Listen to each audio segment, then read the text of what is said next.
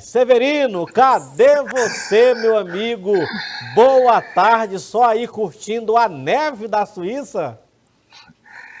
Boa tarde, Léo. Boa tarde a todos os telespectadores da Estação News, né?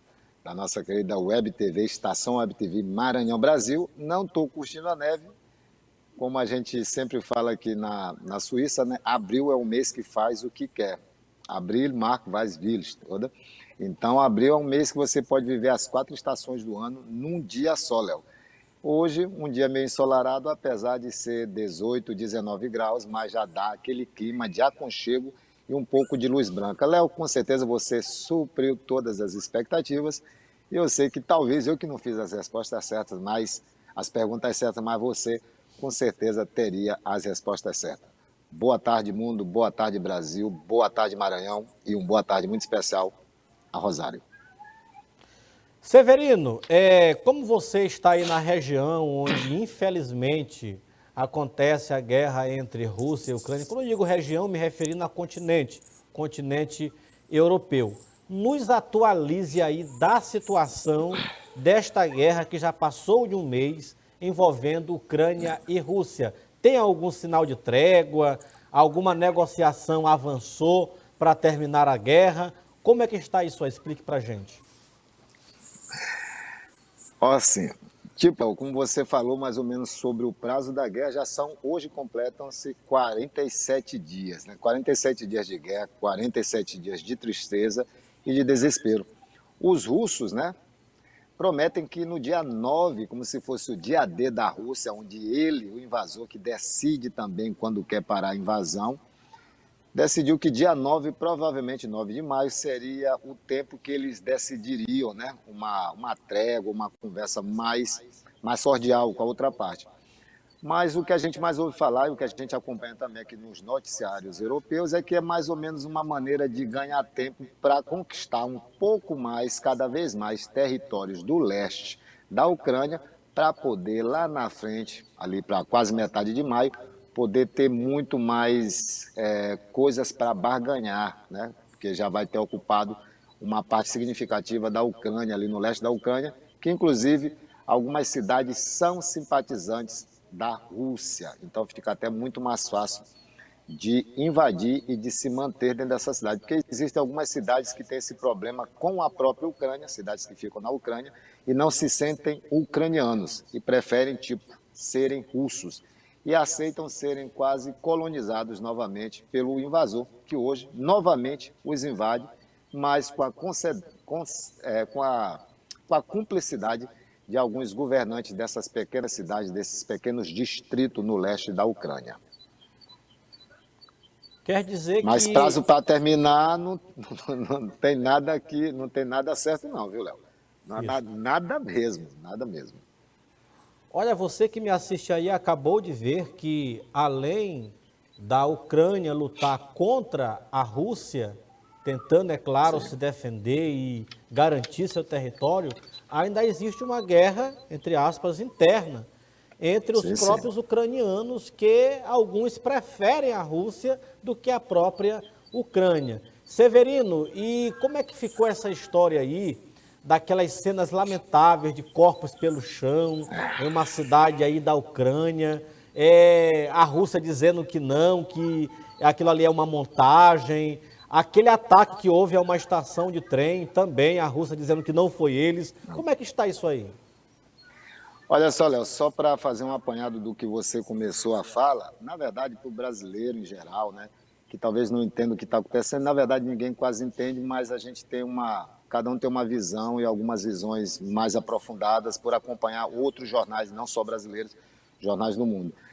Essa invasão, ela não é que ela surgiu de uma hora para outra, não é que ela tem 47 dias que eles estão lá, mas esse planejamento, essa vontade, essa sede de invadir a Ucrânia, ela já é muito antiga. Esses territórios que, inclusive, o Léo salientou aí, que às vezes até uma guerra interna com o seu próprio povo, já é um projeto antigo russo, inclusive de muitos anos atrás, de entregas de passaportes russos para essas pessoas que vivem mais ali, bem na fronteira entre Ucrânia e Rússia, ali diretamente.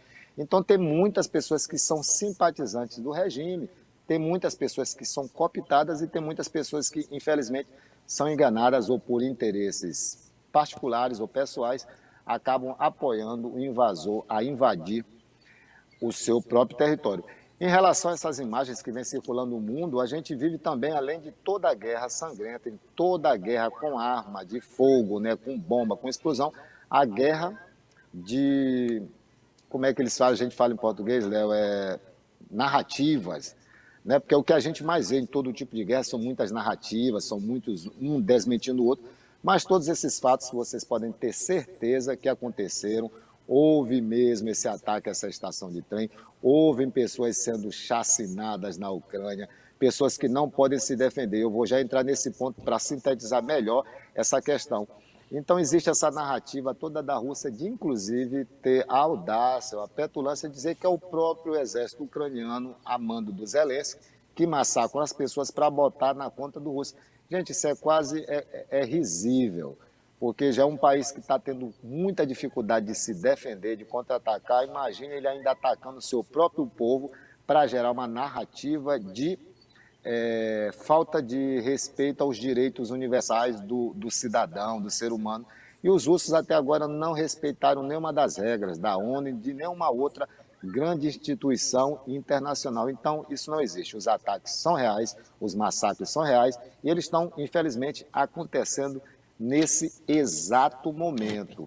E para complementar a sua pergunta, Léo, tem uma cidade muito importante, Mariupol, na Ucrânia, que ela está combatendo, hoje talvez até tenha um dia decisivo para essa cidade, se manter resistindo ou cair sob total domínio russo. Por quê, Léo? Porque essa cidade ela está contra-atacando, ela está defendendo, ela está lutando bravamente, tanto a cidade em si, como sua população, os soldados, os militares, só que eles atacam os russos, se defendem, gastam munição, gastam provisões, e eles não estão tendo como repor, Léo. E esses combatentes que estão em Mariupol, que é uma das cidades mais importantes, provavelmente vão acabar se entregando. Vão acabar tendo que desistir, porque se você ataca, mas eles não repõem, eles não têm como repor munição, comida e uma série de outras coisas que eles precisam, medicamento, eles vão acabar tendo que se render. E isso seria uma tristeza muito grande. Hoje, provavelmente, terá um desfecho para Mariupol.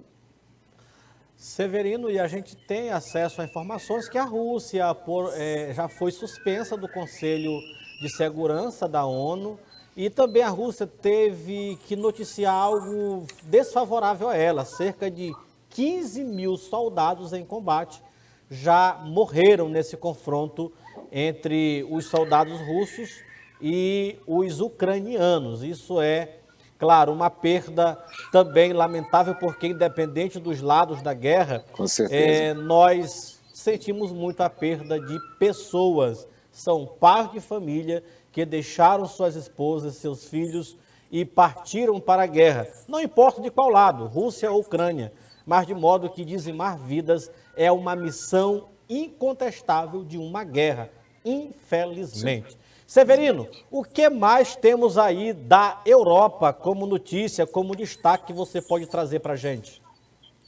Olha, um dos grandes destaques, Léo, que a gente pode trazer aqui através dessa correspondência que eu faço com vocês, são as eleições na França, né? Ontem tivemos aqui na cidade de Luz, aqui, que fica mais ou menos a 7, 8 horas de onde eu moro de carro, de trem-bala, em 4 horas você faz, saindo de Zurique. Tivemos eleições na França entre Macron e Le Pen, né? Le Pen da extrema-direita e Macron ali, um cara que, se eu não me engano, um pouco mais moderado em muitos outros sentidos, sobretudo para mim, como imigrante, em relação à imigração. Já a Le Pen, de extrema-direita, é uma pessoa que ela já vê a migração, né? A migração para a França de uma outra forma, de uma forma mais radical, de uma forma um pouco, talvez, mais preconceituosa. E é isso, Léo, se você me permite, eu fazer aqui um adendo não tendo nenhuma opção partidária, porque eu acredito que a televisão independente serve para isso, para dar opiniões neutras e para ajudar as pessoas a pensarem juntos. Esse é um grande problema, gente, às vezes, da gente apoiar coisas que a gente não se dá conta. Hoje o que a gente vê muito, Léo, quando você me fala sobre novidades ou coisas na Europa, inclusive aqui na Europa, muitos brasileiros que apoiam um lado A, um lado B do Brasil e não entendem o que estão apoiando, gente. O governo brasileiro, Léo, se você não sabe, nas 4 eleições ou decisões da ONU, na última principalmente, que era muito importante, ele se absteve de votar contra a Rússia ou a favor da Ucrânia ou vice-versa. Quer dizer, uma abstenção dessa tem um peso muito grande. Tem um peso muito grande de um governo como o Brasil, que é uma nação respeitada, uma das maiores potências também comerciais do mundo. Isso pesa muito na imagem, na visão que o resto do mundo tem do Brasil. Principalmente a Europa, que está vivendo essa guerra no seu território. Infelizmente, vamos dizer assim, até no seu quintal, como muitos consideram Ucrânia ou Rússia de alguma forma. Então, gente, eu fico triste, inclusive aqui, que eu apoiei pessoas que estão indo na Ucrânia buscar refugiados, pessoas que estão indo levar mantimentos e pessoas que apoiam tipo o governo atual, e não estou com isso fazendo campanha política nem contra nem a favor de ninguém. É só para você entender, tem muita gente com a bandeira da Ucrânia na sua capa de perfil, dos seus Facebooks ou redes sociais, mas não conseguem ver que o próprio governo que apoia não consegue se posicionar. Eu acho que numa posição dessa, numa situação de guerra, gente, por mais que o Brasil precise desses fertilizantes ou outros bens, né, de consumo da Rússia e também da Ucrânia, eu acho que não justifica uma neutralidade quando um país, ou que fosse um ser humano, vive uma situação e uma condição de guerra, uma condição de vulnerabilidade, uma condição de não poder revidar em relação a certas coisas. Isso é muito triste. Então, com isso, eu quero dizer que vamos apoiar, mas vamos cobrar, principalmente a atitude das pessoas que a gente apoia, dos governos que nos governam, que legislam para a gente. Porque tem muita gente apoiando coisas, infelizmente, nem se dão conta do que estão apoiando, Léo. Infelizmente. Sim, aí além dessas eleições na França, o que mais aí na Europa é destaque, Severino? Olha, um dos destaques também que eu posso dar para vocês aqui, meu querido Léo, é que tem a ver com a guerra, mas tem a ver com outro lugar que não é a Ucrânia ou a Rússia. Tem a iniciativa privada, a indústria bélica privada alemã está doando 50 tanques leopardos de guerra para a Ucrânia. Porque o grande problema da Ucrânia hoje é a reposição de armamento, munição e utensílios, coisas, comida, roupa, farda, tudo. Então essa está sendo uma das grandes dificuldades. E isso eu acho louvável uma indústria, claro, com seus todos os outros interesses, escusos, né, que sempre tem na indústria bélica, está doando esses 50 tanques, eu espero que eles cheguem a tempo na Ucrânia, e também a OTAN, que já está dando cada vez mais tecnologia para a Ucrânia poder se defender e contra-atacar, porque a posição da OTAN também é uma posição bem sensível em relação a esse conflito. Dito isso, Léo, é quase mais ou menos a Europa hoje, quase se resume a essa guerra. Inclusive, essa notícia que eu dei da França, né, das eleições francesas, foi uma das coisas que o Emmanuel Macron disse agora nos últimos dias, que ele se envolveu muito na guerra por uma questão também política, de estadista que é, e quase esquecia das eleições francesas, onde ele é candidato e estava em primeiro lugar, mas vai para o segundo turno com a Le Pen. Uma outra curiosidade para você que está acompanhando a gente é que o francês normalmente não costuma reeleger presidentes, né? Vamos ver agora o que acontece. Outra coisa, brasileiros e brasileiras e os brasileiros que nos acompanham pelo mundo, outra coisa é que a França, o francês, Léo, ele por natureza é um cidadão que vive protestando. É um cidadão que nos últimos tempos até perdeu um pouquinho mais esse amor pela política, mas é um cidadão muito politizado. Na França, principalmente em Paris, há protesto todos os dias. Isso mostra que o cidadão ele consegue ter o país que ele tem hoje como um país, França, um bom país, com uma boa qualidade de vida. Por quê, gente? Porque é um povo que ativamente está cobrando e protestando contra o que o insatisfaz. Todo o poder emana da voz do povo, mas o povo tem que falar, né, Léo? Mais alguma coisa aí para nós de Europa ou é apenas estas as informações para hoje, meu amigo Severino?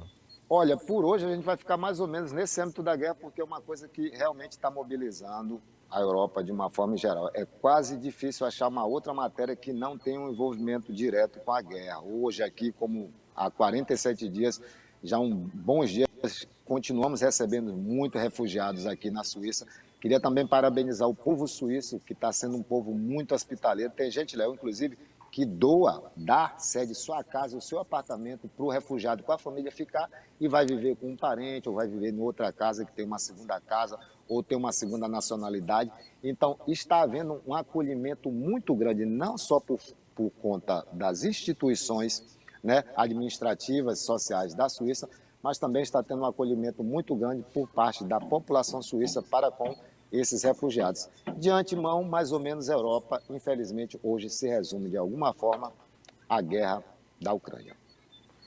Agora, Severino, eu vou te lançar aqui um desafio, quer dizer, não é nem desafio, é desafio para mim, porque eu não conheço a língua local da Suíça.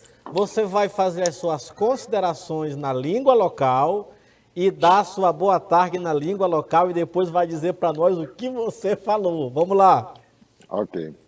Ich wünsche heute für euch einen schönen Abend und ich hoffe, in der nächsten Woche wir haben eine gute, bessere Nachricht für unsere Zuschauer zu geben. Danke vielmals, Leo, danke vielmals, Web TV, Station Web, danke vielmals, alle Zuschauer. Und ich warte bis nächsten Montag für diese neuen Sender. Einen schönen Abend.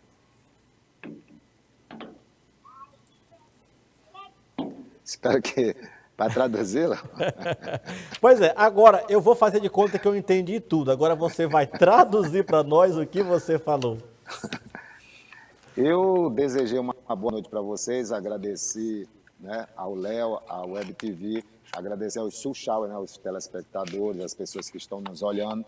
Falei também que eu espero que na próxima semana estejamos aqui mais uma vez com melhores informações, Nachrichten, né, melhores notícias também para dar para vocês, porque, infelizmente, gente, é o que a gente mais tem para falar, até para que a gente possa, falando sobre isso, infelizmente, de uma guerra, conscientizar o nosso povo brasileiro, da importância da democracia, da importância da liberdade, da importância de um povo soberano em todos os sentidos. E quero também, com isso, para finalizar, na hora que o Léo quiser, dizer para o brasileiro tem que se dar conta do país que tem, é um dos países mais ricos do mundo em todos os sentidos, gente. O nosso país é um dos poucos países do mundo que realmente poderia ser soberano em vários aspectos. Falta a parte do povo em cobrar mais, independente para quem você votou ou não. O voto é o primeiro passo para que você conquiste ou mantenha a democracia. A cobrança, a fiscalização e a lisura nas coisas são os passos conseguintes. Outubro teremos eleições no Brasil e eu espero que cada vez mais o nosso povo se conscientize com o poder do voto e o poder que a democracia dá para ele de fiscalização e cobrança dos eleitos. Severino, mais uma vez, muito obrigado. Sua participação, como sempre, é indispensável na nossa edição de início de semana de edições, que é sempre na segunda-feira. Muito obrigado aí por você nos dar esta atenção e ter esse carinho pela sua nação brasileira, pelo seu estado, que é o Maranhão, e pela sua cidade, São Luís, Ilha do Amor. Valeu! Tchau, meu povo! Até a próxima!